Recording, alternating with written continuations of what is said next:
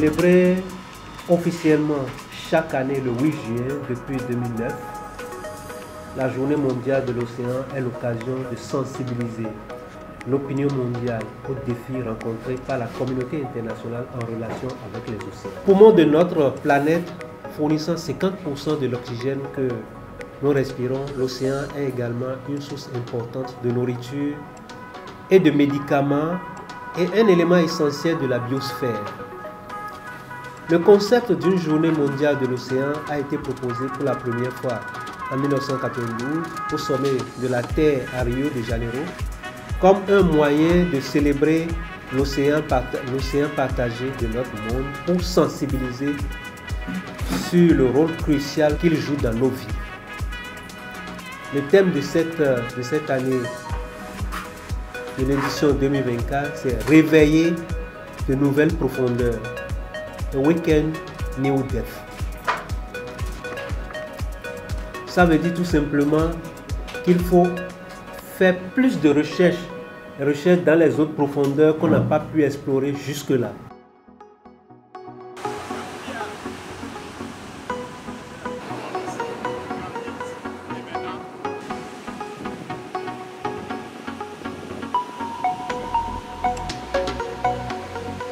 L'IROB, c'est un institut de recherche halieutique et océanologique qui est sous le Centre béninois de la recherche scientifique et de l'innovation, qui est lui-même placé sous l'autorité du ministère de l'Enseignement supérieur et de la recherche scientifique. L'IROB fait partie du consortium de GMS du Ghana, qui est un grand programme sous-régional. Et nous avons sous le programme GMS, nous avons le projet MACNOA, Marine and Coastal Area North and West Africa, qui ce projet permet de faire vraiment de porter l'attention sur toutes les ressources, tout ce qui est activité liée à la zone marine et côtière. Et ça, à travers ce projet, nous avons les prévisions océaniques, nous avons la prévision des ressources halieutiques, nous avons également tout ce qui concerne l'océan pour le bien-être de la population. L'IROB mène des activités sur l'évaluation des ressources halieutiques. Qui parle d'évaluation des ressources halieutiques parle un peu des ressources vivantes qui sont en milieu marin, comme le poisson. Et par rapport à ça, nous travaillons pour les évaluer, pour connaître un peu la quantité d'espèces, la quantité de poissons que nous avons et les espèces qui les constituent. Après ça, nous faisons également le suivi du trait de côte du Bénin. Qui parle du trait de côte du Bénin parle de l'érosion côtière que nous avons à l'est de Cotonou, qui menace la côte du Bénin. Donc depuis 2011, l'Institut océanographique du Bénin s'occupe de cette activité en suivant cette dynamique côtière. Donc les endroits qui sont sensibles, où la mer gagne chaque jour de terrain. Nous travaillons un peu pour évaluer ces zones-là. Nous faisons également de l'alerte sur les prévisions marines. Nous avons mis sur pied un logiciel qui nous permet de suivre les phénomènes océanographiques, c'est-à-dire les sorties des mers au niveau des côtes. Donc dès que nous avons ces situations qui s'en viennent, nous prévenons la NPC, l'Agence nationale de protection civile, qui donne de l'alerte sur toute la côte du Bénin pour permettre aux populations de prendre leurs dispositions. Nous faisons également le suivi des échanges hydrologiques entre la mer et l'océan, et comme vous le savez, nous avons le lac Noko qui communique en permanence avec l'océan Atlantique à travers le chenal de Cotonou. Donc par rapport à là, dans la journée, il y a l'eau marine qui rentre dans le lac Nokoué et inversement, nous avons ces situations-là. Et quand il y a ça, vous comprenez également que les ressources vivantes qui sont au niveau de l'océan vont migrer entre ces deux eaux. Donc nous faisons également cette étude. Nous faisons également la création des aires marines protégées. L'Institut océanographique du Bénin est l'organe scientifique pour la création des aires marines protégées du Bénin. Et qui parle d'aires marines protégées, parle des réserves en milieu marin. Vous n'êtes pas sans savoir qu'aujourd'hui, les ressources halieutiques du Bénin s'amenuisent tous les jours. En matière de prévision, le Bénin attend près de 200 000 kilogrammes de poissons tous les ans, mais malheureusement, les plans d'eau et même la mer ne nous permettent pas d'avoir 50 000 tonnes. Donc nous créons ces réserves pour renverser la tendance, pour permettre quand même la régénérescence de ces ressources.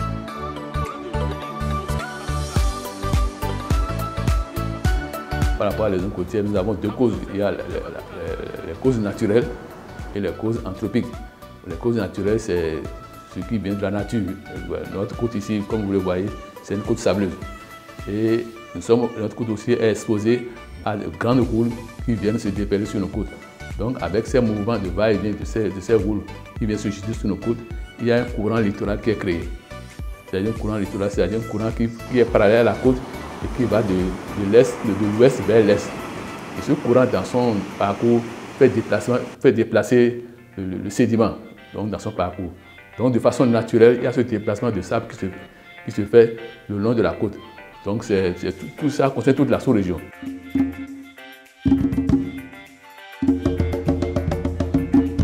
Dans les années 60, sur la côte ouest africaine, on a commencé par installer des ports. Et les ports qu'on a installés, c'est des ports en eau profonde, c'est-à-dire les ports qui sont construits dans l'océan. Du coup, on a mis des ouvrages. Parce que comme c'est un port, il faut mettre des ouvrages pour pouvoir calmer l'eau. Donc ces ouvrages qu'on a installés ont perturbé le transit normal du sable qui doit se faire de l'ouest vers l'est. C'est-à-dire quoi?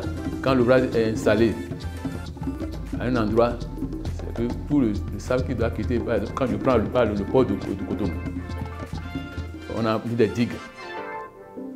Donc une fois les digues placées, c'est que le sable qui doit quitter l'ouest, c'est-à-dire le Togo, Vida, ainsi de suite, jusqu'à finir, c'est arrivé à ce niveau-là, le sédiment est bloqué. Donc nous avons une accumulation de sable. Ce qui fait que quand vous allez à l'ouest de notre port, vous allez voir qu'il y a un dépôt de sable. Donc nous gagnons du terrain sur du coup de l'autre côté, c'est-à-dire en aval, nous assistons à une érosion. C'est ça qui fait que après la construction du port de Cotonou, nous avons assisté à une forte érosion en aval, c'est-à-dire à l'est du port. Et c'est pour ça que tout juste après la construction de ce port, on a mis des ouvrages de protection. L'épi est qui est à Fraconi a été installé et l'épi de Siapato pour pouvoir protéger cette partie-là. Parce qu'en ce moment, le Cotonou n'était pas développé du côté Akwakwa en ce moment. Donc on a mis ces ouvrages pour pouvoir protéger la partie. Mais il s'est fait que après l'épi est, comme je l'ai dit, on a commencé à subir une forte érosion vers le quartier Donatin, Tokulégbe, ainsi de suite. Si bien qu'en son temps, la vitesse, c'est-à-dire la vitesse d'érosion, c'est-à-dire le nombre de distance que nous perdons par an atteint les 15 mètres par 15 mètres. Ce qui veut dire que par an, nous perdons 15 mètres. Ça fait que depuis 60 jusqu'à avant la protection de la côte, par les ouvrages que le gouvernement a mis en place en 2012, nous avons perdu près de 2 km de côte dans la mer. C'est très important. Donc, ça fait qu'avec tous ces problèmes, l'État n'a pas arrêté les bras croisés. Donc, il faut voir qu'est-ce qu'il faut faire pour arrêter ce phénomène. L'État a mis en place un certain nombre d'ouvrages, c'est-à-dire les épis. On a installé 7 épis de l'autre côté, pour pouvoir protéger cette partie-là. Mais malheureusement, c'est qu'après le dernier épi qui est à Seivet, nous assistons au même phénomène d'érosion. Et là aussi, nous perdons de la terre. Donc, cela ne veut pas dire qu'une fois qu'on a installé les ouvrages, c'est fini. Non, il faut un travail permanent et un suivi permanent de ce phénomène.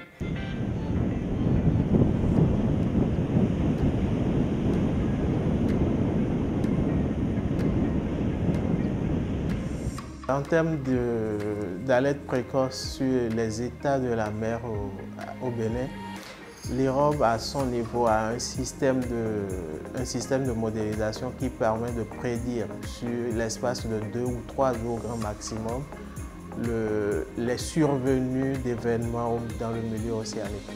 Et donc, lorsque 3 états du milieu marin sont établis à l'IROB, il y a l'état vert qui est l'état stable du milieu marin, l'état orange qui est en train de tourné vers la mer en train de s'agiter et puis l'état rouge où il y a assez de vagues et qui pourraient causer des dommages sur la côte.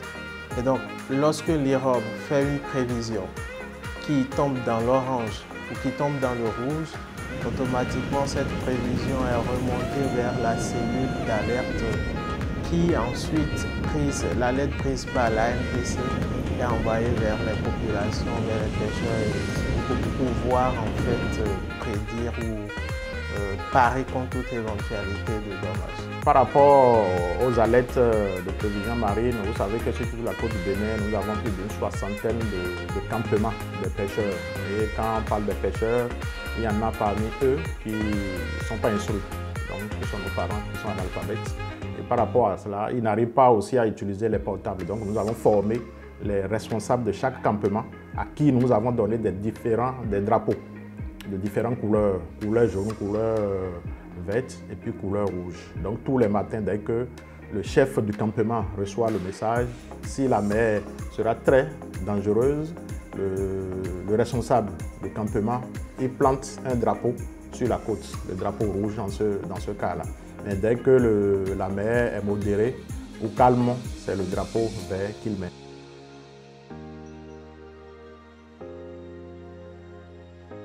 Pour commémorer la Journée mondiale de l'océan ce 8 juin 2024, notre réseau a sollicité l'appui de l'IROB afin qu'on puisse organiser une descente sur les marines protégées de Donatin.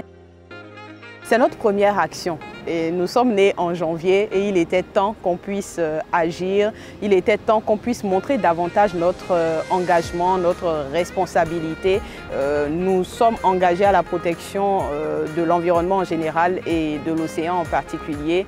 Et il était très important pour nous de pouvoir commémorer cette journée. On n'aurait pas pu laisser passer la journée mondiale de l'océan sans agir. Et tous les reportages qui seront faits aussi bien dans la presse écrite, la presse en ligne, les télévisions en ligne, tous les supports médias, ça permettra d'informer le grand public.